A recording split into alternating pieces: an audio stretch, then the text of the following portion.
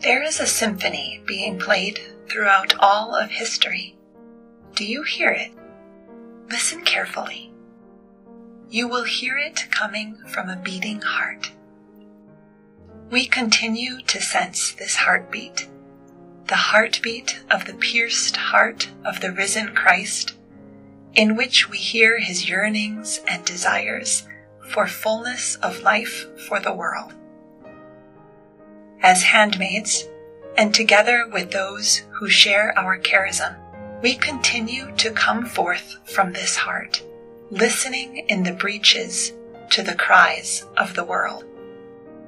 We recognize the lines along which God wants us to boldly incorporate ourselves in this symphony.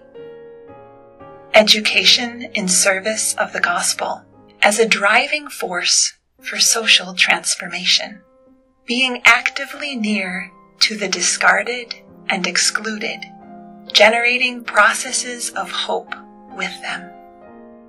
The conversion of our criteria and our lifestyle in order to continue committing ourselves to a social economy of solidarity and to the care of our common home. Reparative dialogue, a movement of the Spirit in harmony with our charism, which demands self-emptying and humility, making room for the other who transforms us and with whom we build a we. And a line that remains open, yet to be named. Our dialogues and spaces of encounter will further define the content of this line. Surely, we are already hearing that this symphony is in the key of active hope, a hope that is patient and resilient, daring and martyrial, generating processes of conversion. The chord of the culture of care, a way of being in the world, is the texture of this symphony.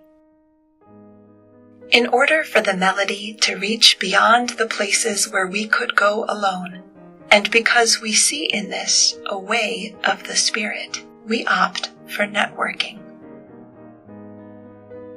Don't we hear how synodality is gradually being played more strongly? The need for reconciliation and accompaniment of families urges us to welcome them in their diversity and to strengthen our commitment to them. Our mission has much broader implications in relation to citizenship and its political consequences. We detect a spiritual conversation between the instruments, which helps us to share in faith our experiences, failures, hopes, and restlessness with those around us. It produces a beautiful harmony, personal and communal discernment. For there to be movement in the music, the musicians must take a breath of humility and openness, recognizing one's own vulnerabilities, a breath of collaboration instead of competition, a breath of freedom. It is noticeable, isn't it, that this symphony is being played in the time of Emmaus, the time of encounter with and in a pilgrim church.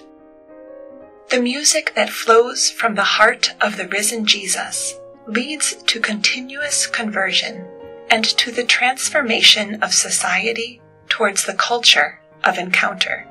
The symphony is unfinished, but the dynamics of the music lead us to create and to live a we that is enriched by interculturality, being fellow travelers sharing the same flesh. Together, we continue listening, dreaming, and composing this symphony that comes forth from his heart. Do you hear it?